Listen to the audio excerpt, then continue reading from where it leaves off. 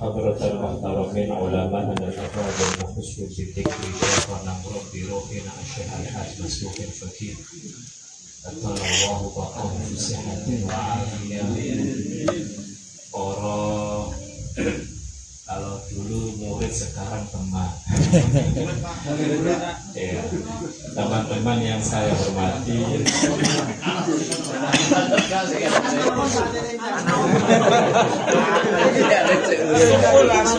di sini yang datang, yang teman bener Pak Anas sama Pak Amir yang teman, yang lain ya. Teman-teman yang saya hormati,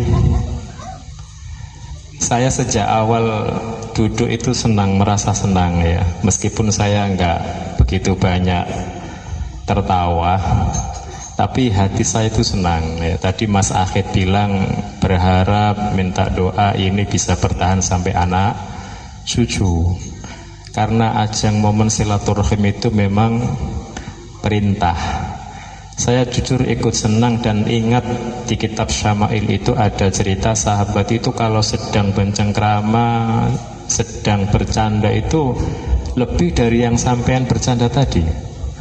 Iya, bahkan mereka itu kalau habis makan semangka kulitnya itu dilempar-lemparkan. Saman kan nggak sampai. Iya.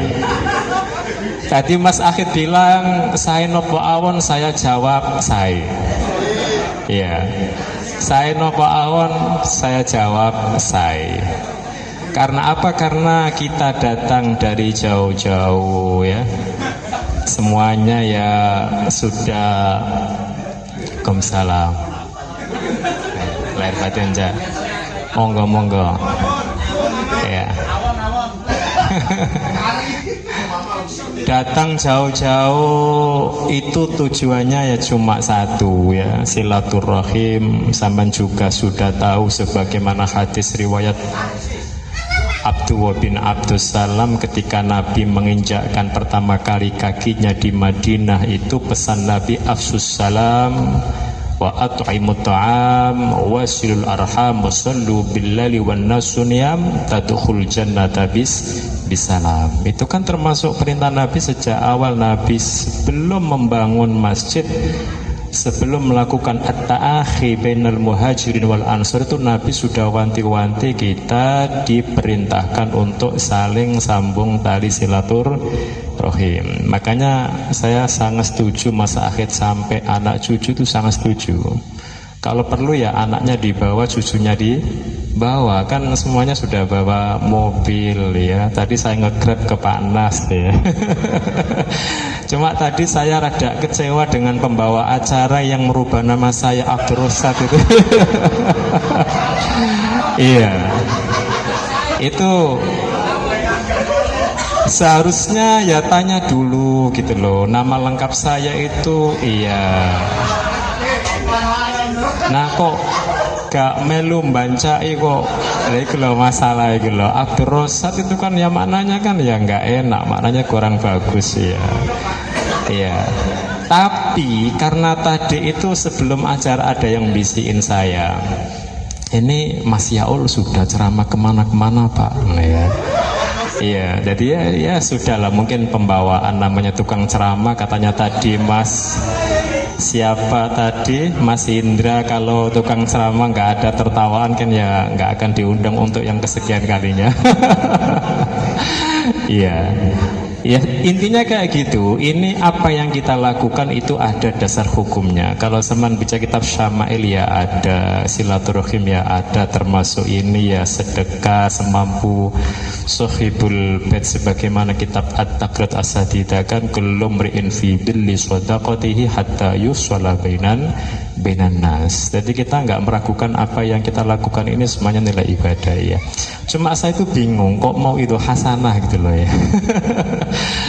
Saya kesini tuh diundang Pak Nas itu istihlal Pak. Namanya istihlal kan pokoknya makan, salaman, pulang.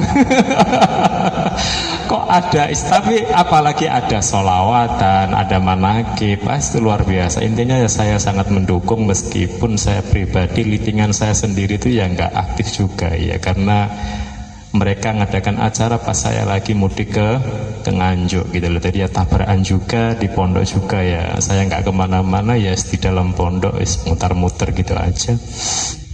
Tapi ya seneng lihat sampean, sudah lama saya bilang ke Pak Nas seneng bisa menjumpai teman-teman. Akhirnya saya cari di bikura-bikura foto-foto itu kan, ternyata kok masih ada dulu wajahnya kumus-kumus gak keramut. Saya malah wis ganteng-ganteng wis. Iya, cuma saat tadi saya tanya siapa di antara lintingan kalian yang belum nikah? Ada dua ya. Ada dua, Malik, saudara Malik sama siapa yang belum itu ya? Siapa yang punya kenalan tetangga-tetangga gitu loh, Mas, digolek no saat ya. Iya, sebagaimana Sayyidina Sa'ad bin Rabi ketika disaudarakan Nabi dengan Sayyidina Abdurrahman bin Auf, kan gitu kan, 70 sampai segitunya muakhata akhi antara keduanya itu. Teman-teman yang saya hormati, sebenarnya yang megang mic ini ya nggak kalah mulia dengan yang mendengar. Iya, dulu itu saya pernah ngaji ke salah seorang ulama namanya Dr. Khair Fatimah. Itu beliau mengatakan, perawakannya kecil, suaranya cememplang. Itu bilang bahwasanya majelis ilmu itu kemuliaan bukan pada diri muallimnya, bukan pada diri pengajarnya. Sama dengan majelis kayak gini, kemuliaan itu bukan ada yang pada yang megang mic-nya. Ya, alasan beliau karena justru kemuliaan itu ada pada muta'alimnya, pada santrinya. Karena santri itu sebagai sebab dimuliakannya seorang guru. Itu kata beliau kayak gitu. Makanya kalau dikatakan mau itu hasanah, jujur saya melihat langit itu sungkan. Gusti Allah ngerti dapuran biasa ya dewa. Iya, jadi ya kita istighlalkan ya santai saja lah ya, bisa senda gurau, nggak harus. Iya, serius ya, kita saling mengingatkan. Cuma tetap saya berani ngomong karena di Damaskus itu ada seorang ulama namanya Syekh Abdul Razak Al-Halabi. Itu saben di majelis itu sering menyampaikan hadis mauquf Sayyidina Abu Dzar sama Sayyidina Abu Hurairah. Babun minal ilmi nu'allimuhu ulima bihi aw lam umila bihi aw lam yu'mal ahabbu ilaina min mi'ati raq'ah. Ya, sedikit ngaji satu bab satu fasal. Kata beliau menukil hadis mauquf Sayyidina Abu Hurairah, Sayyidina Abu Dzar, itu lebih kita cintai ketimbang sholat 100 rakaat. Ya, itu yang jadi motivasi saya ngomong. Meskipun tidak selamanya kemuliaan itu ada pada yang ngomong ya. Itu harus kita tanamkan, kita harus menanamkan pada diri kita seorang pengajar.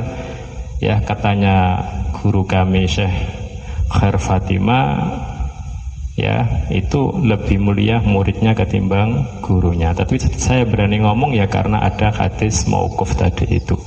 Kemudian apa yang mau kita omongkan, saya nggak banyak-banyak.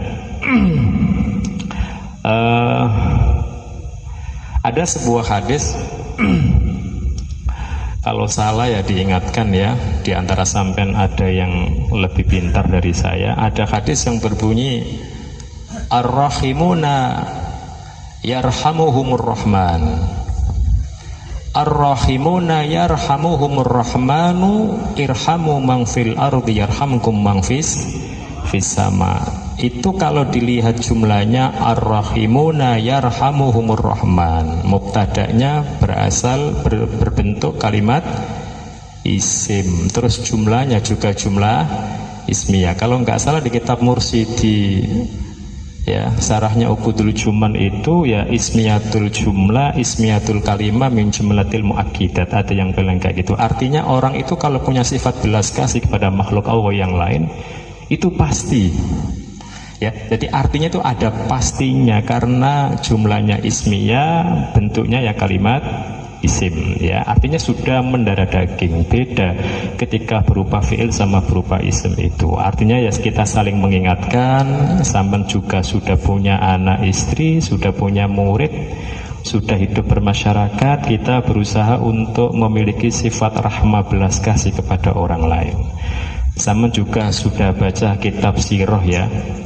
Nabi itu ketika berangkat ke Fathu Makkah itu kan tidak ada satupun yang diberitahu tujuannya kemana. Sampai Sayyidah Aisyah ketika ditanya Sayyidina Abu Bakar ayahandanya, ya, Sayyidina Abu Bakar bertanya, "Ai bunayyatu, a'amarakum Rasulullah sallallahu alaihi wasallam an tujahizuhu?" Qalat, "Na'am." Fatajahaza faqala, "Atarainahu yuridu?"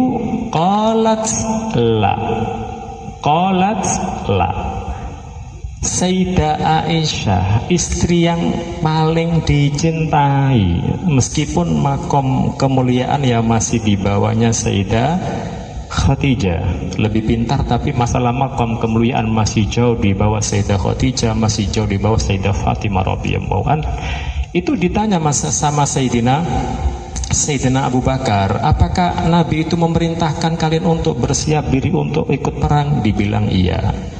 Kemudian tanpa bertanya perang kemana dulu, beliau persiapan, dan setelah itu beliau bertanya, apakah engkau tahu putriku, kemanakah Rasul itu menuju?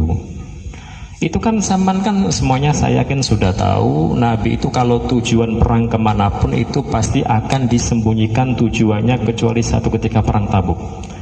Ya, ketika perang Tabuk kan memang kondisinya mengharuskan untuk menjelaskan apa adanya, ya, nafkahnya juga kurang, musuhnya ya Romawi, kondisinya ya panas, teriknya luar biasa. Itu ketika berangkat ke Mekah, Nabi itu kan menuju keluar kota Madinah itu kan lewat jalan yang ditapaki ke arah Syam.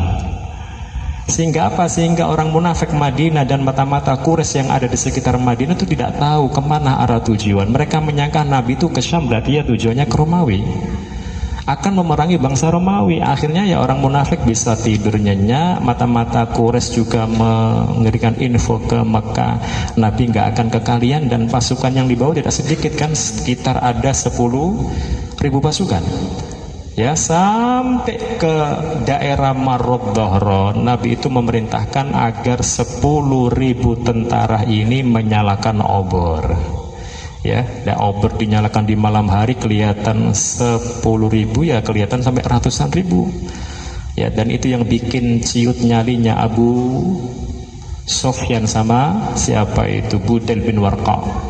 Sampai mereka ketakutan, ini siapa, obor siapa, nggak kelihatan. Intinya, inti cerita ketika masuk kota Mekah itu ada cerita Nabi dengan pasukannya yang besar itu melihat ada seekor anjing, yang mana anjing ini sedang menyusui anak-anaknya, ada di pinggiran kota Mekah. Nabi tahu dan lihat, kemudian Nabi menginstruksikan pada pasukan besar yang dibawa ke Fathu Makkah itu agar supaya jangan sampai menyakiti atau bikin panik anjing sama anak-anaknya. Sampai segitunya Nabi itu ya. Ya, kalau kita lihat cerita awal ini, kita bisa memastikan bagaimana sikap Nabi ketika menghadapi Quraisy Mekah yang sudah tidak berdaya dan was-was ketakutan apa yang akan diterima dari Nabi. Logikanya kan kalau ke anjing saja sebegitu belas kasihnya Nabi, ya otomatis ke penduduk Quraisy Mekah yang pada waktu itu Nabi mengatakan atadhunnuna anni fa'ilun bikum. Ya, mereka menjawab khaira.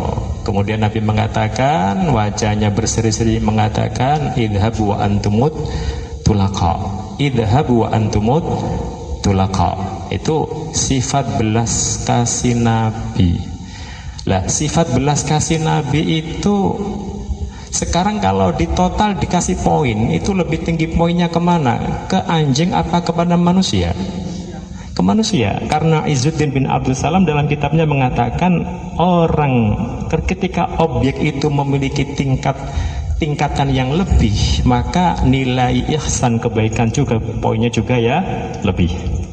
Sama dengan kejelekan, kita melakukan kejelekan ke orang lain ketika tingkatannya berbeda, poin kejelekannya juga ya berbeda. Itu yang perlu digarisbawahi. Artinya kalau hewan aja kayak gitu ya mafhum mukhalafahnya barokah dan tingkat poin apa yang kita lakukan ke manusia itu ya jelas lebih tinggi. Terus ada cerita lagi, Imam Ghazali itu pernah menceritakan dalam kitabnya, ya, dalam kitab Ihya ada salah seorang ulama yang namanya ditulis dengan tinta emas di kitab Ihya. Berarti kalau orang itu sudah nulis nama orang di kitabnya, ya, termasuk orang kesayangan yang digandrungi, sama dengan sampai punya diare, siapa yang tulis itu yang paling dekat di hatinya, kan bisanya kayak gitu ya, kayak gitu ya. Itu ini namanya siapa ini, Jak? Inilah, oh Mas Khalil ya. Calon apa? Enggak, saya enggak bahas calonnya, saya bahas kumisnya. Iya, saya ya, hadus sunnah kumis itu seberapa ya? Aku mau kan awal lagi iki sopo ya kumisnya kok medeni aku ya. Aku nggak sempat potong jenggot karena habis mudik gunting kesayangan saya itu hilang dipakai mainan anak itu. Biasanya ini sudah potong, Mas, ini sudah terlalu panjang ya. Ketemu teman-teman di ujung Pangkai itu mereka bilang sampun kok tambah tuwek putih kafe. Karena gunting yang dipakai mudik itu yang bisa saya pakai itu dihilangkan ya, belum sempat beli ya seadanya kayak gini ya. Cuma biasanya rapi, Mas Khalil ya. Jadi kalau bisa ya kumisnya jangan rada ya. Kita lanjutkan ya, kita santai saja aja sambil tertawa. Itu Imam Ghazali itu kalau sama lihat dalam kitab, banyak kitab usul-fusul fikih, di kitab Maktabah Syamila itu, orang alim itu dalam pandangan Imam Ghazali kalau dipraktekkan di zaman sekarang sudah kita bukan siapa beneran. Imam Ghazali mengatakan orang alim itu orang yang ketika ditanya permasalahan apapun langsung bisa menjawab. Ya, kalau kita mau muhasabah ya sudah, standarnya terlalu tinggi. Dan ini kan ada seorang yang hidup sudah lama di zaman sebelum Imam Ghazali itu, diceritakan dalam kitab Imam Ghazali itu menceritakan orang tadi itu ketika meninggal itu melakukan khiwar dengan Allah Azza wa Jalla. Orang tadi ditanya ketika di alam barzakh itu, apakah engkau tahu? Ya Allah itu Gus ya? Iya. Oh. Tadi saya dapat kosakata baru, Gus Yaul sama Abalubis ya, Abalubis. Berarti aku saiki ono sing nyaingi yo, iya. Arek mahasiswa iku kabeh nyeluk aku Abarosat. Tak takoki sampean teko sapa nyeluk aku Aba iku ta ro. Nyeluk Pak Rosat e mbok. Ket bengen Pak wis aba-aba saiki sono nyanyi Abalubis itu. Ya. Itu ditanya sama Allah, apakah engkau tahu sebab apa saya memberikan rahmatku kepadamu dan mengampuni semua dosa-dosamu? Akhirnya dijawab, mungkin sebab ibadah sholat, ibadah puasa yang saya lakukan ya Allah. Kemudian jawaban tadi ditolak sama Allah. Allah mengatakan tidak. Saya mengampunimu, memaafkan semua dosamu, saya memberikan rahmatku kepadamu itu bukan karena sholatmu, bukan karena puasamu. Ya, kita bayangkan saja ulama yang hidup di zaman Imam Ghazali, sholatnya ya kayak gitu, puasanya kayak gitu, itu tidak bisa dijadikan paten sababiyah mendapatkan maghfirah dan rahmatnya Allah. Karena ditanya lagi sama Allah, orang tadi itu jawab, mungkin karena ibadahku yang lain, mungkin karena saya dulu mencari ilmu itu lama ya Allah, saya dulu yang mengajarkan ilmu juga lama ya Allah, mungkin karena itu ilmuku banyak. Kemudian saya melakukan nasrul ilmi juga ya, bertahun-tahun kemana-mana saya nasrul ilmu. Mungkin karena itu engkau memberikan ampunanmu dan memberikan rahmatku kepadaku. Kata Allah, tidak. Bukan karena itu saya mengampunimu dan memberikan rahmatku. Akhirnya semua amal ibadahnya itu disebutkan. Semua amal ibadah dilakukan disebutkan, dan Allah menjawab, tidak, saya memberikan rahmatku, memberikan maghfirahku itu bukan karena semua amal ibadah yang engkau sebutkan yang sudah engkau lakukan ketika di alam dunia. Sudah, amal ibadah yang lazima, amal ibadah yang muta'adiyah, amal ibadah yang mahdho, yang ghairu mahdho, amal ibadah yang khafiyah, yang jahriyah, sudah disebutkan semua. Ternyata Allah menjawab, tidak. Benarlah kata Sayyidina Umar bahwasanya masalah qabul tidaknya ibadah itu rahasia Allah. 7 perkara di antara 7 perkara yang menjadi rahasia Allah, tidak ada yang tahu. Itu masalah qabul tidaknya amal ibadah kita semua. Makanya nggak boleh terlalu terlena dengan amal ibadah yang kita lakukan. Kita ya bisa optimis tapi nggak bisa memastikan. Akhirnya karena sudah menyerah, semua amal ibadah yang dijelaskan, dituturkan tadi itu bukan menjadi sababiyah maghfirah dan rahmatnya Allah. Akhirnya Allah mengatakan, apakah engkau ingat dulu ketika engkau jalan-jalan di lorong-lorong kota Baghdad, ketika musim salju, musim dingin, engkau berjalan di lorong-lorong kota Baghdad, engkau pakai mantel panjang, engkau melihat di sudut pojok lorong itu ada seekor anak kucing yang lagi kedinginan. Akhirnya engkau berbelas kasih dan engkau memasukkan anak kucing tadi itu ke dalam mantelmu untuk memberikan rasa hangat kepada tubuh si kucing tadi. Karena belas kasihmu kepada makhluk ciptaanku ini, engkau sekarang di alam barzakh saya kasih ampunan dan saya kasih maghfirahku. Artinya kalau kita datang, ya, kita saling tertawa, kita saling mengasihi, kita bercengkrama, itu insya Allah ya makomnya lebih tinggi ketimbang rahmat syafaqah kepada Tapi kita juga tidak bisa mengatakan itu ala sabil qat'i, tidak. Tapi kita kan berharap.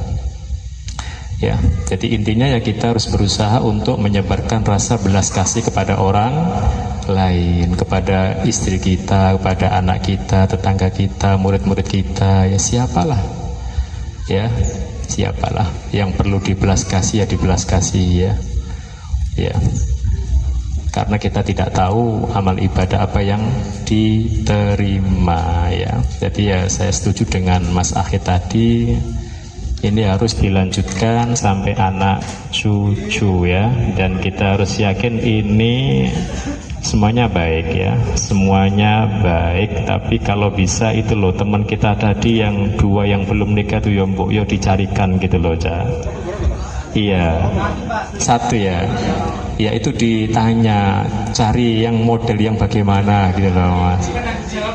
Iya, tadi kan saya tanya siapa yang belum nikah, 1 ya, itulah tolonglah siapa kayak Mas Nafis itu kan ya, iya santrinya banyak. Mas Humaydi juga ya kemarin ketemu ya mau bangun pondok tahfidz, mbok yo digolekno sing rondo-rondo sing sugih. Ya, saya kira gitu aja ya. Ya, kita saling mendoakan Mas ya, kita saling mendoakan ya. Dan saya di saat ini ya lebih banyak minta doa ke sampean ya. Tapi saya nggak bisa menceritakan ya, saya minta doa ya, dikasih kesehatan dan keselamatan ya. Dan sudah 1 bulan ini saya nunggu jawaban dari dalam untuk minta dapat izin boyong dari Mbak Us, tapi belum dijawab sama Romo Yai. Iya, sudah sampai ke Gusrul, tinggal beliau berdua sowan ke Romo Yai biar ngasih saya izin ridho pindah keluar dari Mambaus ya. karena di rumah yang saya tempati itu sudah nggak sehat. Iya, sudah nggak sehat ya, jadi saya minta doa ya. Saya minta doa ya. Kalau dapat ridho kita bisa langsung keluar. Ya segitu saja ya. Saya nggak mengatakan ini mau'idhah hasanah. Saya kira ya, kalau saya lihat diri saya sendiri ketika malam ya nggak layak saya untuk memberikan mau'idhah. Imam Ghazali itu bilang orang itu kalau ngomong kemudian belum bisa melaksanakan itu akan memberikan dampak efek kepada tubuhnya. Iya, makanya ya itu yang saya takutkan. Imam Ghazali bilang gitu. Jadi kalau ngomong ya harus hati-hati ya, berusaha yang kita sampaikan yang sudah kita amalkan ya. Kita harus, karena ada dampaknya, ada efeknya nanti ke tubuh kita itu ya. Gitu saja ya. Saya sangat seneng ya datang bisa bertemu sama sampean, bisa senyum meskipun gak tertawa terbahak-bahak kayak sampean. Karena saya nggak bisa tertawa lepas, belum bisa saya itu ya. Tapi jujur saya seneng ya, karena ini merupakan hiburan bagi saya. Saya di pondok kan jarang keluar, muter-muter saja ya. Saman sudah ngajar, dosen kemana-mana, saya masih ngobrak-ngabrik. Memang itu bisanya saya kayak gitu ya. Kurang lebihnya saya minta maaf ya. 17 tahun itu ya masih singkat, dan ini perlu ditularkan ke anak cucu kita. Cuma tadi yang lihat, yang bawa anak kan cuma beberapa saja ya. Besok-besok ya anaknya diajak ya. Sekarang kan banyak Grab kan gampang. Jangan istrinya, jangan. Oh sampean ya, jangan istrinya, jangan, anaknya saja yang diajak.